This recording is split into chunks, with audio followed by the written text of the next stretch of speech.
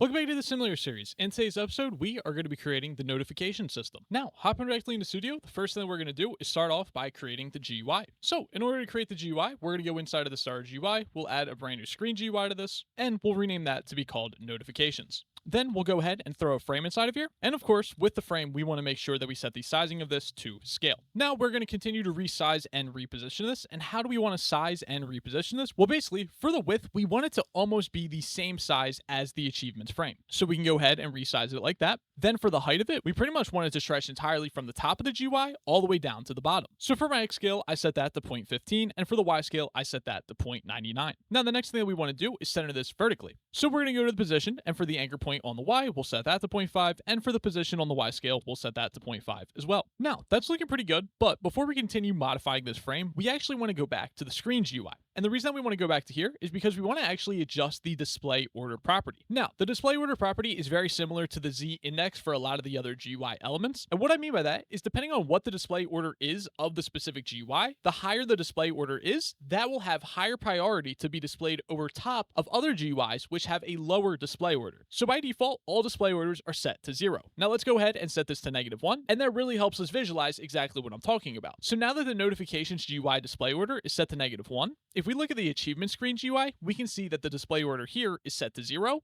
So now the notifications GUI is appearing below the achievements GUI. Now, when we set it back to 0, the notifications GUI is still appearing over top of the achievements GUI. Now that's good in our scenario, but I believe that the only reason that this is actually happening is because the notification screen GUI was created after the achievements GUI. So in a way, I would say that this actually working exactly as it is currently is sort of by luck. And of course, when we're developing, we don't want to rely on luck. So instead, what we're going to do is set the display order of 1. And the reason that we're doing this is because we always want our notifications to appear over top of any other GUIs which are currently being displayed in the same position. So we never want our notifications to be hidden by another GUI because those notifications are most likely more important than that GUI. Along with setting the display order to 1, I also forgot to set the reset on spawn to false, but we'll go ahead and do that now as well. Cool, so now that we've done that, we can go back to the frame. And now with the frame, there's not really much left for us to do. So what we're going to do is go ahead and add in a UI list layout inside of here. In addition to that, we'll add another frame inside of here, and we'll rename this to be called template. Now I guess for the original frame, I'll actually go ahead and set this background color to like a dark gray, just so that we can easily see the template frame that we're working on.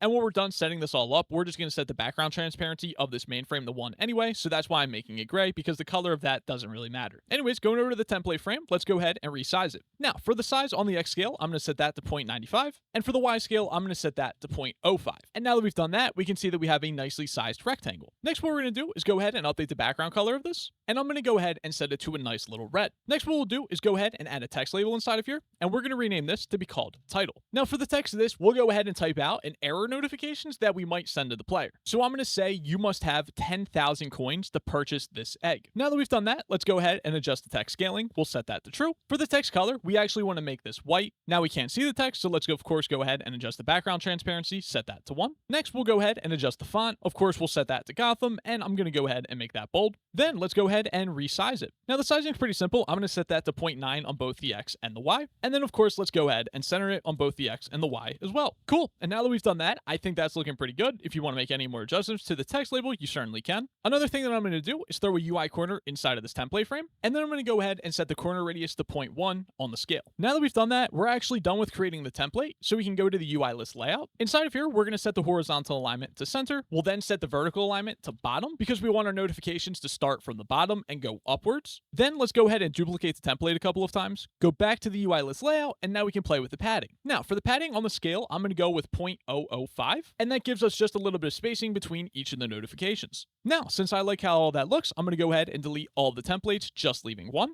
And with all that being said, we can go ahead and set the background transparency of the original frame to 1, and now we're pretty much done with creating this GUI. Now that we've created the GUI, we can go ahead and start scripting this. In order to start scripting this, we're actually going to go ahead and write the script inside of the replicated storage. So we're going to go inside of the replicated storage, inside of the client's folder, and we're going to go ahead and create a brand new module script. We'll then rename this to be called notifications. And of course, for the module variable, we'll rename this to notifications as well. Now inside of here, we're going to want to go ahead and get the player service. Along with the player service, we're going to want to create a variable for the local player as well. We'll also create a variable for the player's GUI, so player.playerGUI. And then we're going to want to go ahead and get the notification GUI. So we're going to say local GUI equals player GUI, wait for child, notifications. We'll then go ahead and create a variable for the frame inside of here, so GUI.frame. And then finally, we'll go ahead and create a variable for the template as well, so frame.template. Now, inside of our notifications table, we're going to add one function to this. So we're going to say function notifications.create. And the first parameter of this function is going to be called text, which is going to be a string. And we'll have one more parameter, which is going to be color. And this is actually going to be a string as well, but it could possibly be 3 strings. So the first one is going to be green, the second string is going to be yellow, and the third string is going to be red. Now, this is an optional parameter, so we're going to add a question mark beside it as well. And with that being said, we now have created this function. So inside of this function, since color is optional, let's go ahead and make sure that we set the color if the color has not already been set. So we're going to say color equals if color, then color, else. And then for the default color, we're going to go with red. The reason that we're going with red is because most of our notifications are going to be sort of warning notifications. And what I mean by warning notifications is these notifications will appear as red because the player tried to do something that they usually didn't have access to. Like say they tried to purchase something, but they didn't have enough money, or they tried to delete a pet, but the pet was locked. Those notifications are going to appear to the player as red. Now, when we send a notification to the player that appears as green, I would call these notifications something like success. So let's say if the player successfully hatches an egg, you can send a notification to that player, make the color appear in green, and for the text, you could say something like, you've successfully hatched this egg and received this specific pet. And for yellow, we're not actually implementing any yellow notifications in this episode, but I have used yellow notifications in other projects that I've worked on, so I feel like it certainly fits in here, and some of you would probably find some usage for the yellow color. Anyways, now that we made sure that the color variable is set, what we're then going to do is create a variable called background color 3, and how this is going to be set is based off of what the color string is that's passed to us. So if the color string equals green, then we're going to go ahead and use a color3.fromRGB, and we're going to go with this slightly darker green. We'll then say else if, and now if the color equals red, then again, we're going to use a color3.fromRGB, and we're going to go with a little bit of a lighter red. Now finally, we'll say else, and again, we'll use a color3.fromRGB, and this time we'll go ahead and use a yellow. Awesome, and now that we've determined the background color, we can start working on cloning the template and doing everything else that we need to do. So we'll create a variable called clone, which is going to be equal to template, and then we'll go ahead and clone that. Of course, we want to parent that to the frame, and we want to make it visible as well. And now let's start updating the background color as well as the text. So first, updating the background color, we'll say clone.backgroundcolor3 equals, and then we'll set that equal to the background color 3 variable. Then to edit the text, we're going to go inside of the clone, and inside of the clone, we have that title text label, and we're going to set the text of this equal to the text string that was passed to us. And now that's pretty much all we have to do, but there is one last thing, and that is actually destroying the notification after it has been displayed to the player for a certain amount of time. Now this is really simple. All we're going to do is say task.delay. We're going to go ahead and wait 5 seconds. And then after those 5 seconds are up, we're going to go ahead and destroy that clone. And now with that being said, that's all that we have to do for creating the system. And now that we've created the notifications module, we can require that in all of the scripts on the client side and easily send notifications to the player. Now, we'll first start implementing notifications into our pet inventory system.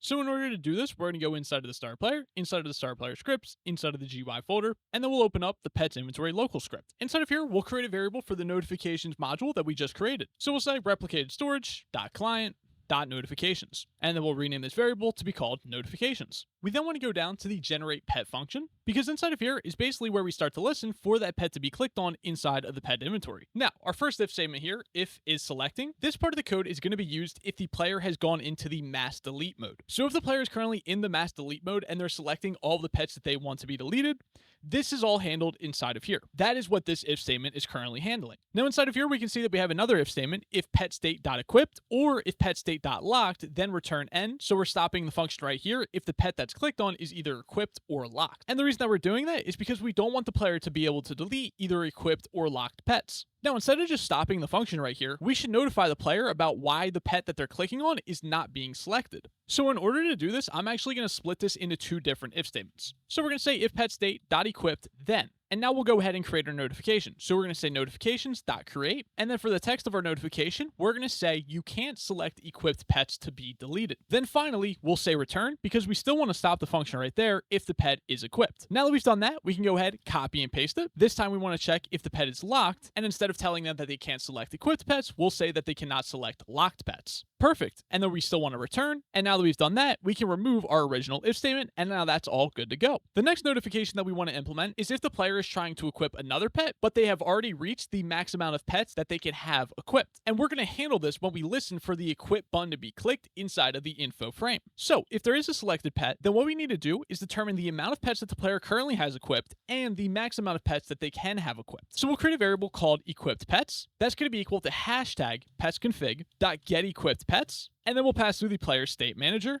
.get data. Then we'll create a variable for the max equipped pets, which is going to be equal to the pets config .get max equipped pets. And again, we'll go ahead and pass through the state manager .get data. Now we can create one more variable here, which is going to be called can equip, and that's going to be equal to equipped pets being less than the max equipped pets. So if the amount of pets that the player currently has equipped is less than the max that they can have equipped, of course they're able to equip another pet. So we'll then say if can equip, and if the player can equip a pet, then let's go ahead and fire off the remote event as we normally do. But if they're not able to equip the pet, then we want to go ahead and create another notification. And in this notification, we want to say you can equip more than, and then that amount of pets that they can equip, and then the word pets. So now we're notifying the player that they're unable to equip more pets because they have the max amount equipped. Now, we actually have one more notification that we're going to add inside of here, and that is when a player receives a pet. And we're going to implement this directly inside of where we listen for the give pet remote event to be fired off. So inside of here, we're going to say notifications.create. For this notification, we're going to say you received a, and then the model, and then the word pet. Now, in addition to that, we also want to specify the color of this notification as well, because by default, all of our notifications are going to appear as red, but since this is a good notification, we want this to appear as green. So we'll go ahead and say green as well. And now each time a player receives a pet, they're going to go ahead and be notified that they did receive one. And now with that being said, we're done inside of the pet inventory. Now, the next script that we're going to add some notifications to is the pet enchantment system. So we're going to go ahead and open up the pet enchanting local script. Inside of here, we of course want to create a variable for our notification system. And then we want to go down towards the bottom of our script where we listen for the enchant button to be clicked on. And inside of here, we already have a variable for the cost, and we already check if the player can afford to enchant the pet or not. So if the player cannot afford it, then we want to notify them that they're unable to afford it and how much the enchanting costs. So right here where we say if not can't afford, then return N, we'll go ahead and hit enter there, and then we'll create a notification. So we'll say notification.create. And for our notification, we're going to say you must have, and then the cost to enchant, gems to enchant this pet. And of course, with the cost, we format that to look better to the player. So now if the player is unable to enchant the pet because they cannot afford it, they'll be notified about this so that they're not just clicking the button wondering why nothing's working. Now, you may also want to have a notification for when a pet has been successfully enchanted, along with what enchantment was applied to the pet. The reason that I'm not adding this myself is because I feel like most of the notifications that I want to create are ones where a visual representation is not already being displayed for that specific action. So for instance, when you successfully enchant a pet, that is clearly displayed to the player. The player can clearly see their pet being enchanted because we have a GUI, and all of that is handled directly right there.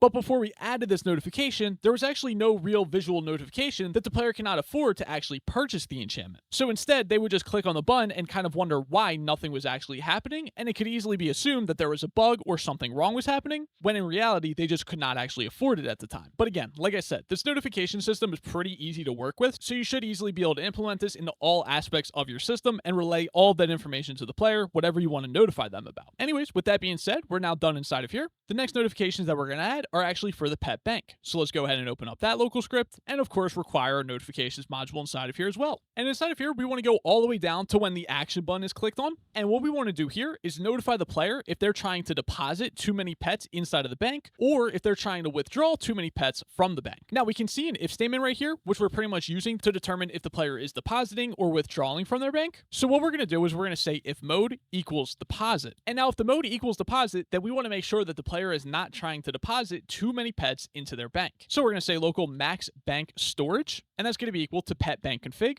.get max slots, and then we'll pass through the player as well as the state manager .get data. And now we want to create another variable called stored pets, which will tell us how many pets are currently inside of the bank, and that's going to be equal to pet bank config .get amount of stored pets, and we'll pass through the player state manager .get data. So now that we have the maximum amount of pets that can be stored inside of the bank, as well as the amount that is currently stored inside of the bank, what we're going to do is create a variable called can store. And how we'll determine if the player can store these pets inside of their bank is by adding the amount of stored pets plus the amount of selected pets. And now if that is less than or equal to the max bank storage, then we know that the player can store all of those selected pets inside of the bank. And again, we only want to notify the player if they're unable to store all of those pets inside of the bank. So we're going to say if not can store, then. And again, we're going to go ahead and create another notification. And this notification is going to say you can only store up to, then the amount of pets and the word pets. And now if they can actually store all of those pets, then what we're going to do is basically move this code into these if-else statements. So we're going to say remotes.deposit pets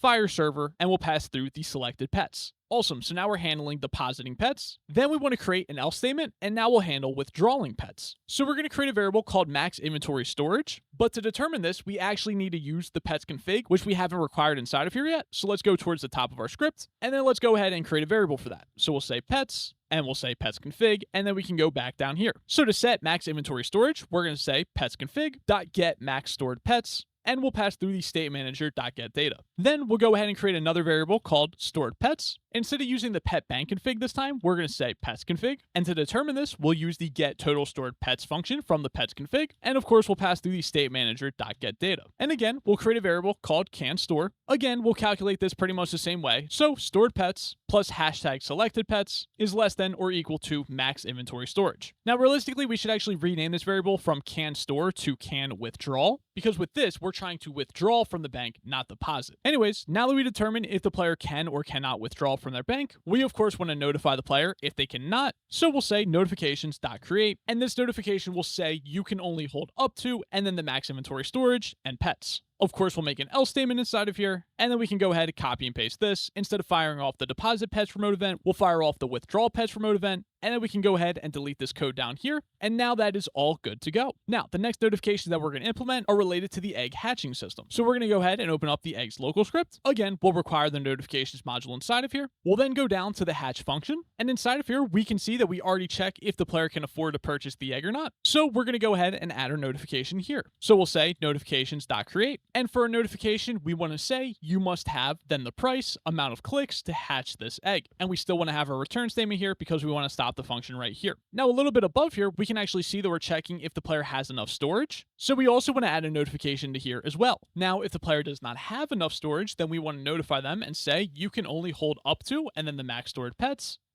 Now, there's also one thing that we can fix inside of here as well, and that's with the can afford variable down here. When we're determining if the player can afford to purchase the egg or not, we actually should check if their money is greater than or equal to the price. Because let's say that the egg costs 1,000 coins and the player has exactly 1,000 coins, then without that equal sign there, they would actually need to have 1,001 coins to purchase the egg, when realistically, we intend for them to only need to have 1,000. So that's why we're going to add the equal sign right here. And with that being said, we're done inside of here as well. Now, the next notification that we're going to implement is for when a player tries to purchase an island. So we're going to go ahead and open up the purchase island module script. Of course, inside of here, we want to go ahead and require the notifications module. Then we want to go all the way down towards the bottom where we actually listen for the accept button to be clicked on. Now, before we fire off the purchase island remote event, we should actually determine if the player can afford to purchase it or not. So let's go ahead and create a variable for its price. And how can we get its price? Well, we say island config, then we'll index that with the specific island, so purchase island.island, and then we'll use its price property. Now, we'll then create a variable determining if the player can afford to purchase that or not. So we'll say can afford,